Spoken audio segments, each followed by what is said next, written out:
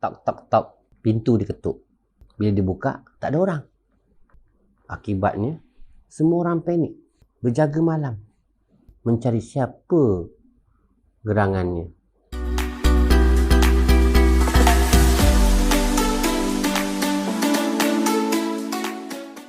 Bismillahirrahmanirrahim. Assalamualaikum warahmatullahi ta'ala wabarakatuh. Jadi tuan-tuan, sudah lama kita tidak bersiaran ya. Lebih kurang 6 bulan lepas lah. Jadi malam ni tuan-tuan kita sembang santai je. Ya, sekadar untuk mencari hiburan. Walaupun hiburan tetapi ada mesej yang boleh disampaikan. Mungkin tuan-tuan pernah sampai ke Sabak Bernam. Dan mungkin juga tidak. Sabak Bernam ini dalam negeri Selangor. Di negeri Selangor ada 9 daerah dan salah satunya ialah Sabak Bernam. Dan dalam Sabak Bernam tu pula ada banyak pekan. Salah satu pekannya ialah Sungai Besar. Jadi kita nak cerita sikit tentang perkara yang menarik di Sungai Besar dan daerah Sabak Bernam. Bila sebut pasal menarik itu tuan-tuan, banyak perkara, banyak isu. Ada orang suka cerita pasal cerita-cerita misteri, cerita hantu, mistik. Ada orang suka cerita hiburan, kan, seni.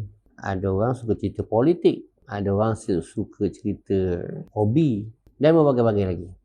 Tapi yang pasti, sembang santai kita ini tidak ada unsur-unsur penipuan ataupun perkara-perkara yang menyalahi undang-undang atau sebagainya. InsyaAllah kadar orang kata mencari ilmu dan pengalaman. Saya selalu cakap dengan anak saya, ada ilmu yang kita boleh dapat dalam buku, tapi setengah-setengahnya tak ada dalam buku. Ada dalam pengalaman yang boleh kita perolehi daripada orang-orang tua-tua, orang lain. Ya, kerana itu semua akan menghasilkan kematangan dalam kehidupan kita. Baiklah, sebagaimana saya katakan tadi, tak kenal maka tak cinta. Sabak Bernam ni tuan-tuan, kalau siapa-siapa saja posting ke daerah ini, dia tidak mahu balik ke negeri dia atau tidak mahu dah bertukar ke negeri lain. Dia nak terus menetap di Sabak Bernam. Apa sebabnya? Kita akan bongkar apakah keistimewaan di Sabak Bernam. Yang pertama sekali, istimewa Sabak Bernam, dia adalah sebuah kawasan, nak kata kampung tak kampung, nak kata bandar tak bandar. Pekan kecil lah. Ya, pekan kecil yang tenang. Cukup apa yang ada, kedai ada, pejabat ada, sekolah ada, tetapi tidak hiruk pikuk seperti bandar besar. Ya, masih lagi dalam ketenangan, kedamaian. Dalam kita bekerja di sini, kita boleh menikmati pemandangan yang indah. Sawah padi yang menghijau, pokok-pokok, kebun-kebun yang mengasyikkan berdekatan dengan tepi pantai. Boleh melihat bot-bot, kapal-kapal menangkap ikan. Dan yang paling menarik lagi, gadis-gadisnya. Jangan marah dengan saya. Itulah ceritanya. Kalau di Sabak Bernam ni secara umumnya ada 3 suku komuniti Melayu. Satu, suku Melayu asli Selangor yang banyak menginap di sepanjang pantai. Daripada Sabak Bernam, Sungai Panjang sampai ke BNO. Yang kedua, suku Jawa. Suku Jawa ini dia banyak tinggal di kebun-kebun, mengusahakan sawit, koko, tanaman-tanaman lain. Manakala suku Banjar dan Kampar, mereka suka duduk di sawah padi. Misalnya suku Kampar di PK 20, PK 60, PK 100. Itu suku Kampar. Kalau suku Banjar, banyak di parit-parit. Parit 1, parit 2, sampai ke Bagan Terak. Jadi, suku Melayu di sini sudah menunjukkan kepelbagaian seni dan budaya. Belum ditambah dengan pemakanannya, jenis-jenis makanannya. Belum ditambah dari segi bahasanya. Belum ditambah dari segi adatnya, pakaiannya. Sudah tentulah bila orang sampai ke Sabak Bernam ni, dia rasa satu keunikan dan keseronokan. Sabak Bernam ni satu tempat yang destinasi pelancongan yang wajib dikunjungi oleh seluruh rakyat Malaysia. Kalau kita lihat di KL ya, Apa yang kita dapat lihat? Di sana banyak bangunan-bangunan saja. Bangunan, walaupun bangunan mencakar langit, bangunan yang tinggi-tinggi, tapi kadang-kadang mereka dah bosan. Ya, orang-orang bandar ni dah bosan. Ya, hari-hari tengok benda tu. Dah lah bekerja satu hari, jadi pejabat. Ya. Kemudian buka saja pintu tingkap rumah, tengok depan bangunan, buka tingkap belakang pun bangunan, buka tingkap kiri jalan, buka tingkap sebelah kanan berjalan. Jadi kebanyakan orang bandar dia nak cari satu tempat yang damai dan tenang. Sekarang ini sudah banyak homestay. Tumbuh macam cendawan. Kalau kita pergi ke arah Bendang, kita akan lihat homestay yang cantik-cantik sekarang ini. Ada yang menggunakan seni rumah kampung, rumah tradisional yang sudah di-upgrade dari naik taraf. Ada juga yang mengekalkan rumah kampung tradisi supaya dapat dirasai oleh anak-anak bandar bagaimana tok nenek mereka dahulu. Mereka menggunakan air dalam perigi, mereka tidur dalam kelambu, mereka menggunakan lampu minyak tanah dan memancing ikan. Ada setengah-setengah orang bandar, orang luar yang datang ke Sabak Benam suka memilih homestay yang di dalam kebun. Mereka ingin menikmati pemandangan kelapa sawit, pokok kelapa nyor, pokok kelapa nyor, pokok pisang, pokok durian. Jangan tak percaya, di Sabak Benam sekarang sudah ada pokok durian. Suasana di tepi pantai, di dalam kebun dan di sawah padi adalah suatu pemandangan ataupun suatu pengalaman yang tidak dapat digambarkan. Sabak Benam juga adalah tempat bersejarah. Antaranya ialah Lubuk Pusing. Sampai sekarang kalau kita pergi ke Lubuk Pusing, kita masih dapat lihat ada 7 lubuk ataupun perigi yang masih berbuih dan menggelegak. Dan dikisahkan terdapat sebuah pusaran air yang boleh menenggelamkan bot-bot ataupun kapal. Akhirnya ada seorang Pak Kiai yang dipanggil Kiai Arsyad.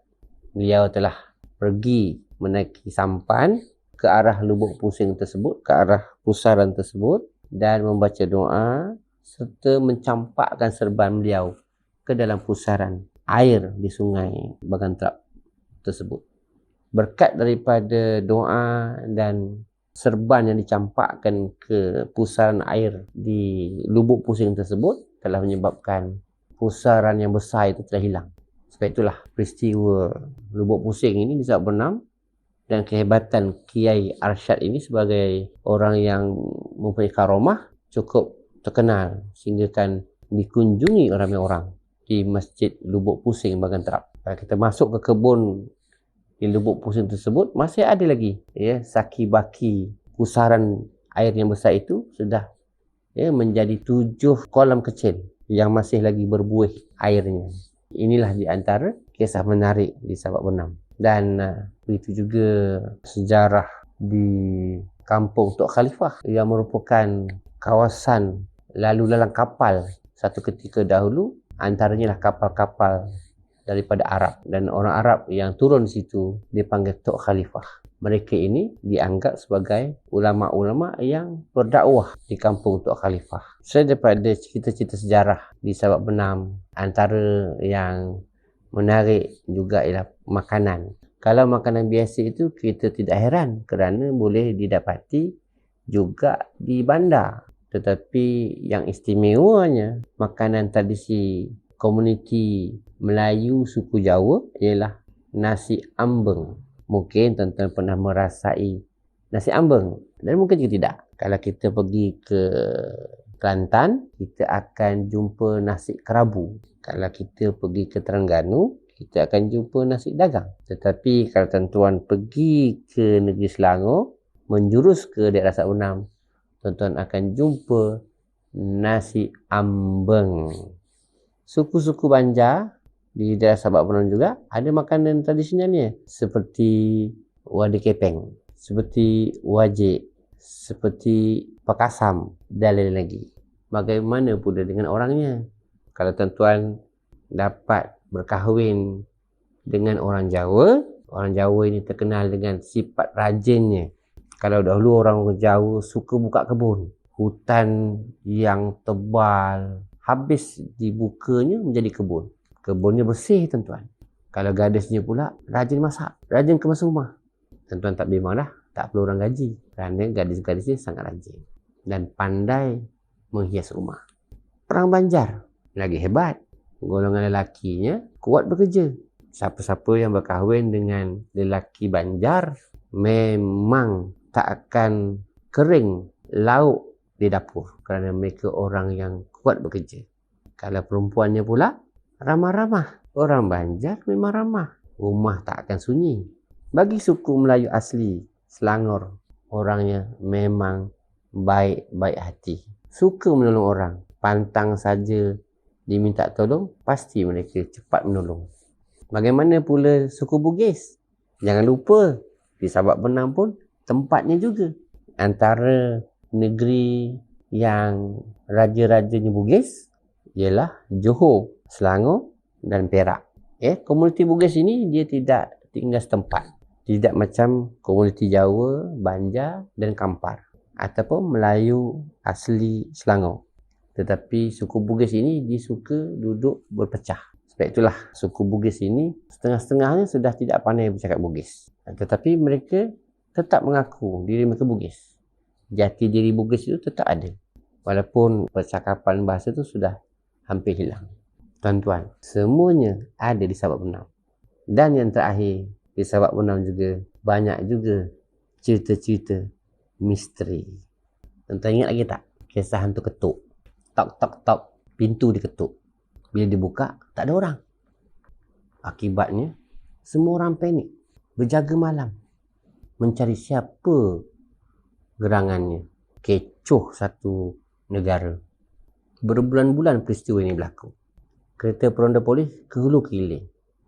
Tapi tetap tidak dijumpai siapakah mereka ini yang membuat angkara. Bila buka CCTV, tidak ada apa-apa. Tetapi pintu tetap diketuk. Ini hantu spesies apa? Setahu saya, dalam senarai hantu-hantu orang Melayu, tak ada hantu ketuk. Hantu yang terbaru, hantu komkom. Bila saya pergi ke mana-mana, orang tanya saya daripada mana? Sabak Benam. Oh, yang hantu ketuk tu ke? Itulah satu lagi penambah perisa tentang menariknya Sabak Benam. Okey, setakat tu dulu cerita-cerita tentang Sabak Benam ni. Kalau nak diceritakan memang 3 hari 3 malam tak habis. Nak tahu lebih lanjut? Datanglah ke Sabak Benam.